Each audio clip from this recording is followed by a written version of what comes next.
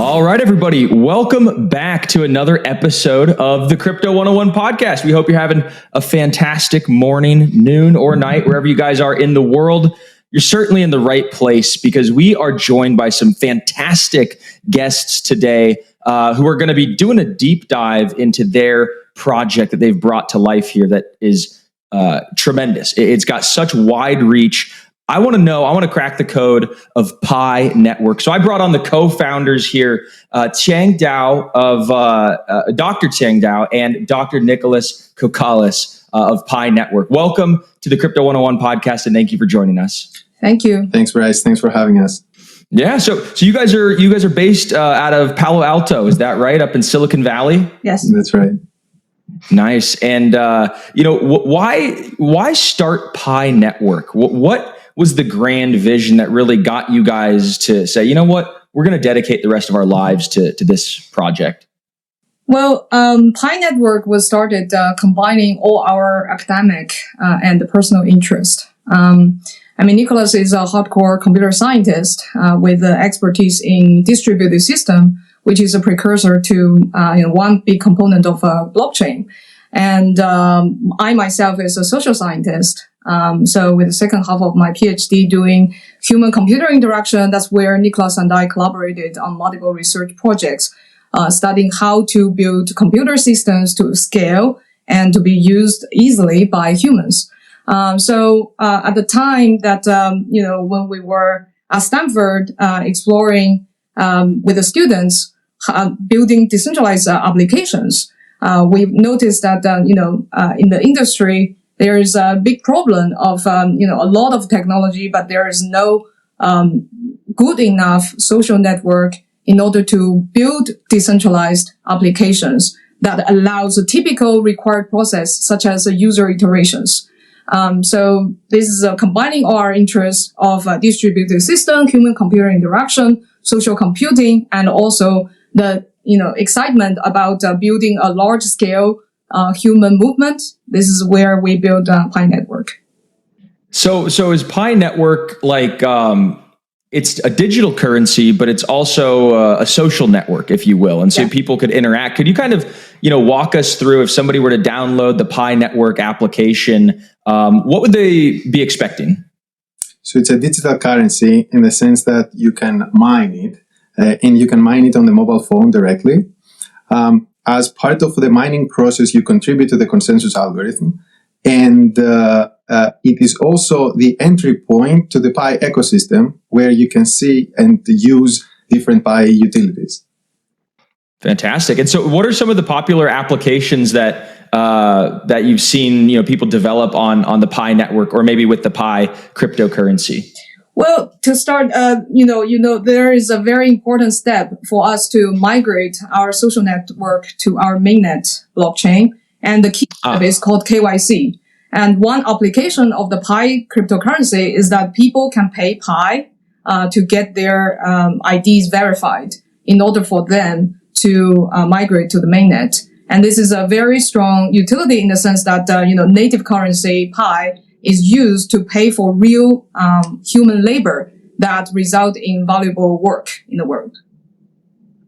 And so people need to, so right now they have like a test net, and now there's a transition to the main net. And in order to get onto mainnet, you need to KYC. Can you kind of tell people maybe a little bit about why people need to KYC? And for those who don't know, who are listening, what is KYC? Okay. So KYC is generally known as a know your customer process. And a lot of, traditional businesses require KYC to, for compliance reasons, to know your customer, to know who you are providing the service to, especially financial related services, generally is required. And so Pi Network doing KYC is, for one, of course, as much as compliant as possible. Second is also for our own policy. For example, in Pi, we require one person per account. This means that this is one of the defense mechanisms of our network to prevent fake accounts migrating to the mainnet. So we are, and we're having this KYC solution. We needed to build it in-house for multiple reasons. Scalability is a big one of them. And scalability not only in the sense that we have a large network of people that spans across almost every country region in the world. And we are talking about tens of millions of people. And we couldn't find any KYC solution out there that could have solutions for every single country's IDs. Number one, about scalability. But also number two of scalability is that there's no currently KYC still requires some human intervention. So there's a lot of machine learning and AI algorithms that are helping with liveness detection and with identification of the IDs and understanding what's on the ID documents, but it still needs some human support. So any KYC solution we talk to could only scale to thousands of KYCs per day, like small amount of KYCs per day. But in our case, with such a vast network, which we are preparing for the next billion users, it couldn't scale with just the thousands per day. So, for example, we did our first million KYCs in a single month. So that wouldn't be possible. And there were almost 500,000 people involved in the process of verifying the first million or 2 million people who KYC'd. So that's a tremendously large number, especially when we talk about, crypto sort of networks. And, if you look at any of the DeFi apps, for instance, they have a few thousand users every single day. You look at some of these, decentralized metaverses, not pointing any fingers, not naming any names. Everybody's doing a great job. There's just not that many users on a day-to-day basis. NFTs, the volumes are down 99%. So my question to you is, man, how did you guys, grow to get, millions and millions of users? And what are kind of like the metrics that you guys have? Like you have 1 million users, you have 10 million users. And how did you get all these users? Well, it comes down to the unique strategy of ours. And the core strategy is accessibility. And accessibility has three folds, I guess. One is financial accessibility. In Pi, everybody can mine for free. They don't need to pay anything to enter. Another accessibility is knowledge accessibility. We build our UI to be really intuitive. For example, the mining component, they can mine on the phone. So you don't necessarily need the computer science knowledge about setting up a node in order to mine. And then there is also the, system design accessibility. That is, in addition to people find it easy to mine, they also find it easy to use. So all these factors contribute to the accessibility.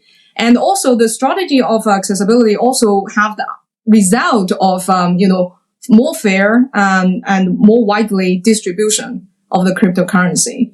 So that makes us one of the most widely distributed. We are now at over 35 million engaged members and distributed in almost every country and region in the world, over 233 countries and regions of the world. So that's also ties into why our KYC process needs a comprehensive solution, because it's like every region. Yeah, it's got to have a global sort of approach as opposed to country by country. Mm-hmm. That's fantastic. And, so Pi Network, there's a cryptocurrency, there's a network, there's applications, there's millions and millions of users. What's next? We have the mainnet, but what are you guys trying to accomplish with mainnet? So a very special period, our strategy design is called enclosed mainnet. So our mainnet went live in this last December. We started our mass KYC, I think the first quarter. And then we are also in the process of migrating all these millions of people.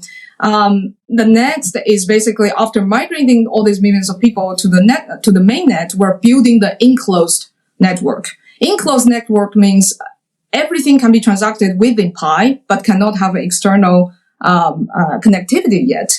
The special design for this is to focus our attention to build utility and real utility without too much noises outside of the network. And of course, we acknowledge there are certain applications can only build with external connectivity, but there are internal enclosed type of utilities can be nurtured and built.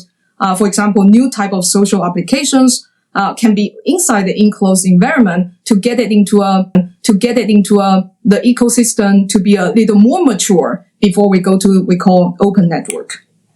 Okay, interesting. So somebody downloads the app, they're mining on their phone, or are they staking, or is it like they're doing some type of hash or something like that? Okay, so your question is how does the Pi mining work? I guess your question, right? Yeah. So mining, as people traditionally understand, is in the context of proof of work. When people think of mining, it's a lot of electricity, a lot of hashing. Okay. So that's because proof of work requires nodes to spend electricity to solve mathematical puzzles to reach a consensus. So it comes down to the type of consensus algorithm a protocol uses. Pi relies on federated Byzantine agreement, in which the consensus is reached not through burning electricity, but through a quorum rely on a trust graph to rise from the trust graph. And inside the quorum, nodes send messages to each other, just like votes, in regard to whether a transaction is true or fraudulent, and how that reach consensus. Just by my description of how this mechanism works, these days any laptop can send messages to other computers. So the scale of the requirement for electricity is no comparison to the level that required by proof of work. This is the fundamental reason why Pi mining in the first place doesn't require electricity. Now, as I mentioned, there needs to be a trust graph. So the mobile miners are actually contributing their trust relationships to form this trust graph that can feed the consensus algorithm to reach consensus. So the actual running of the blockchain, the heavy lifting of actually running, is still on our Pi nodes, which is computer nodes. So, but the required efforts of our Pi nodes is different from the Bitcoin nodes. And then they're also rewarded in Pi in conjunction with the mobile miners. So in the broader sense of the mining is that individuals or nodes contribute to a consensus algorithm for it to reach consensus. In return, they receive rewards of that protocol. You guys envision Pi Network ever interacting, or Pi Network users ever interacting with their Pi tokens on other chains, right? Is it going to be this cross-chain future with bridges or atomic swaps, or is it kind of going to be maybe like one blockchain to rule them all? What's your guys' view? Well, the sky is the limit. We are not here to enclose the world in just one technology. We are always open to collaborate with other technologies. We believe in open standards and open networks. We see what happens with platforms when they become too enclosed, and the power that comes with that, and also the impacts that they have to consumers. There is even in the news lately about new recent policies that the various mobile application platforms are constantly changing to enforce different rules. So we are always open. We expect that there's benefit in collaboration between platforms, of course. Yeah. So speaking of that, I heard the other day, Apple kind of came out with these new rules about any sort of crypto transactions that happen through their app, like an app that was downloaded through the Apple Store. Like they're supposed to now be collecting 30%. Have you guys heard about this? We did roughly. Yeah. So, the world is still in a phase, including, tech giants or regulators still figure out how crypto can fit into the existing economy. And that is the process as a crypto builder also need to be patient and follow and adjust in order to, fit in at the same time create innovation. Yeah, that's where open standards help. That's where open standards help. Being more accessible through the web, through technologies that are open helps push the ecosystem forward. Yeah, I was going to say basically the same thing. Like they're kind of pushing people away from mobile and back to web. There could be this renaissance of like these open web-based applications as opposed to just like mobile first and mobile only applications. So it'll be interesting to see. We several years ago we made a pretty unexpected move. We are all about user experience and producing a better user experience for our users. But at some point we did something counterintuitive to user experience, which is we had the Pi app and we created the Pi browser. Where that is counterintuitive because it asks people to install two apps, so it's more complex. And that was several years before this recent announcements. So in a sense, we have prepared ourselves with what we think would make sense to do, to rely more on open technologies, web browsers, and things that don't completely enclose or rely on single entities to have a single failure point in the whole process. Are not limited only to one type of platform. Basically, we also have a testnet. We also have a desktop, application. So. I see. Yeah. Yes. So many different access points for the application. Yes. And redundancy points to work on the web, to work on different infrastructures and technologies. Yeah. So tell me a little bit about your guys' experience as co-founders of, a huge network through the bear market, because, I'm curious, just do numbers kind of start to slow down? Does work morale at the office kind of go down, or, what's your guys' experience as a bear market builder? Well, from my perspective, bear market is not necessarily a bad thing for the industry. The bear market get rid of all the craziness and the noises, and force people to focus attention on, what is real, what is really useful, what is the real use cases of crypto. So I think this is the phase for real builders, and focus our attention to more substance. So bringing substance to the industry to get ready for the next wave of bull market. And as for Pi, we're basically shielded from that, especially because of our design of the enclosed network. Yeah, so the enclosed network by construction is shielded from any market conditions. So, for example, this KYC application that we have where people need to spend 1 Pi to KYC themselves, and that Pi is split across all the people who are helping you to get your KYC validated. During the bull market, it cost 1 Pi to KYC yourself. During the crash, it still cost 1 Pi, and now during the bear market, it still costs 1 Pi. So it was completely unaffected. But how much is 1 Pi in dollar terms? No, we don't. We don't have that, and because that is unknown for the current period. Yeah. Well, one thing to consider here, unrelated to the market conditions, is that as the base mining rate has been decreasing internally in the Pi blockchain, and it used to take you about 2 days to mine 1 Pi, and now it takes about 3 days to mine 1 Pi. So it is possible that down the line that the price for the KYC can go down to people who have to pay less than 1 Pi, but completely unrelated to the market. 1 Pi is attached to the value of all the labor people spend on validating this application. So you can't take the Pi out and send it to Coinbase and cash out. You can't. Okay, yeah, that's the point of the enclosed network. Enclosed network, yes. Wow, that's pretty interesting. And so, like during the bear market, do you guys continue to see just as many people mine, or do people kind of lose interest and stop mining a little bit? No, we don't see any big difference. Completely unaffected. Yeah. And what is their incentive to mine if the Pi network tokens don't have any monetary value? What's kind of the incentive for people to continue mining? Is it just because it's fun and there's a community and there's an experience behind it, or people to mine is because they could earn an income from it? It's fun and there's a community and there's an experience behind it, or because I always viewed the incentive for people to stake or people to mine is because they could earn an income from it.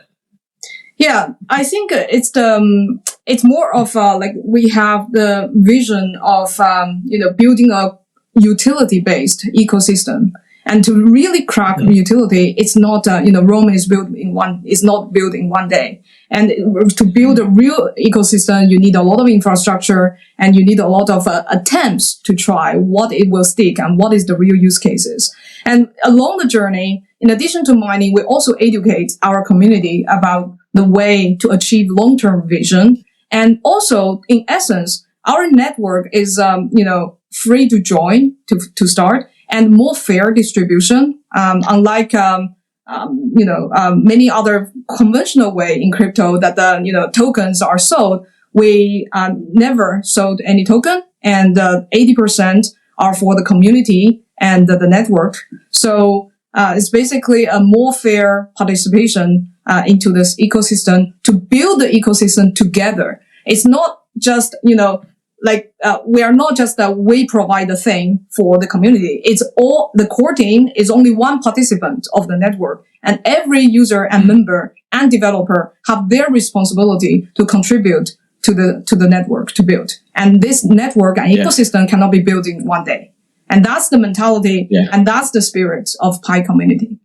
How long do you think it'll take? Is it like a 10-year, maybe a 20-year plan for this to kind of come to fulfill the grand vision, or is it closer than that? I think it's hard to say, but for the next 3 or 5 years, I think even for the general crypto industry is to figure out and overcome a lot of obstacles for the industry as a whole and obstacles for a specific project. For the industry itself, it has knowledge obstacle. How do people perceive cryptocurrency and the industry?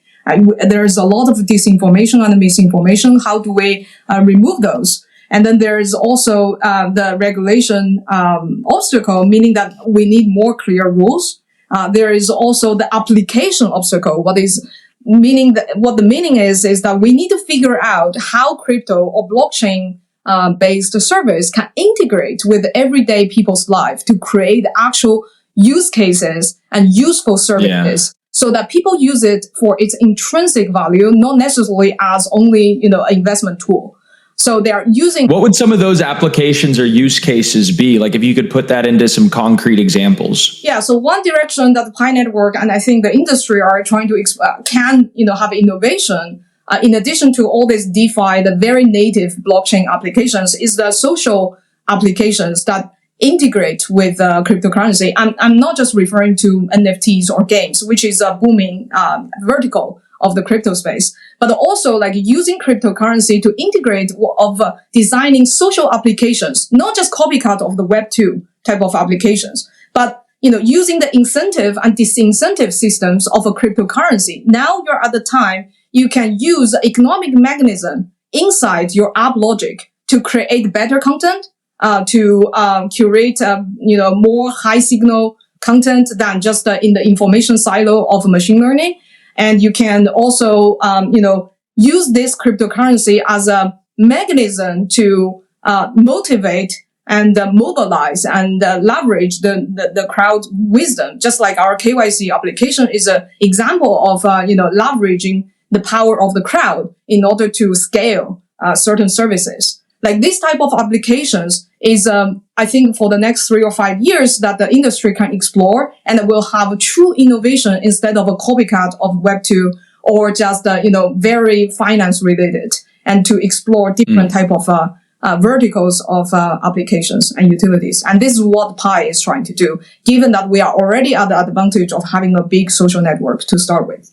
Yeah. So what do you kind of think of Elon Musk buying Twitter? And I just asked this because he tweeted out and was talking about, he goes, myself buying Twitter kind of expedites the timeline for X, the Everything app. And the Everything app is supposed to have, a crypto wallet integrated with it and, work and play and social and all this kind of stuff along with payments. And it kind of sounds like that could be maybe even a competitor to Pi Network. Is that how you guys think about it? We don't see things as competitor. And this is so new. This is so new industry. Every type of innovation is welcome. And also the fact that, I don't know what Elon Musk thinks about this, but the fact that he, have Twitter and then also interested in crypto, as demonstrated. The fact that these two, social network and also crypto, merged together seems to be in line with what I was describing just now. Like in the social, vector, there might be innovations using cryptocurrency. Yeah, and in a sense, the strategy he proposed makes sense. So he said we need to take Twitter off the public market so that we don't have these external dependencies where Twitter may want to take some non-conventional, non-consensus moves, which if you do it as a public company, you have to look at how the market price of the stock of Twitter would go. So removing those external interferences, then you can try to focus on innovation that will be a long-term innovation. On the short term, if it was maybe loses money, less advertising, something less about the company, but in the long term creates a better product. And that's, I think, what he was trying to do there. In a sense, this is similar to our strategy for enclosed network. So we have the enclosed network right now to completely eliminate all the possibilities of people trying to use Pi for quick success of X, of Y, of Z, and focus on long-term utility, long-term usefulness for the world. Mm-hmm.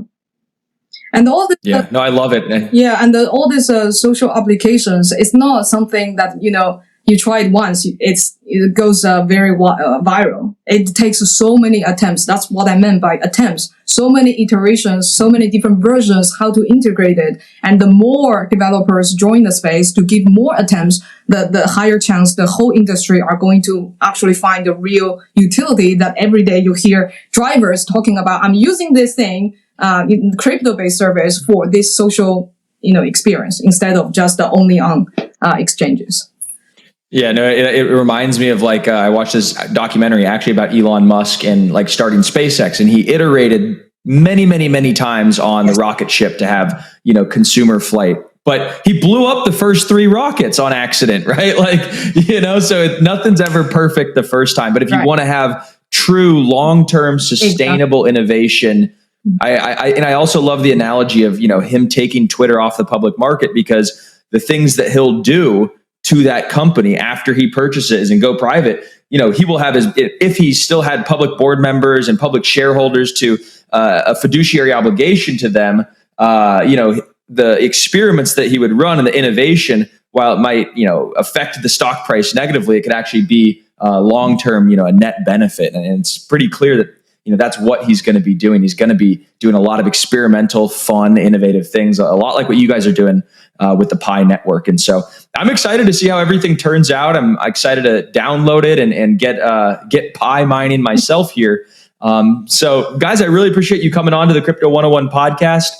If anybody who is listening is interested, they want to learn how to mine Pi, maybe get involved in the ecosystem, where can we direct them to? And we could link some stuff into the show notes. Minepi.com. Easy. Minepi.com. Yeah. How'd you guys land on the name Pi? P-I 3.14, right? Yes. Oh, I guess we're all geeks. So yeah, we love math, and Pi is such a universal concept. Everyone understands. It also represents a circle that the uniting people together. Inclusiveness goes into the concept. And also, Nicholas has a Greek descent. It's a Greek letter. Easy to type it on my keyboard. It's easy to type it on my keyboard.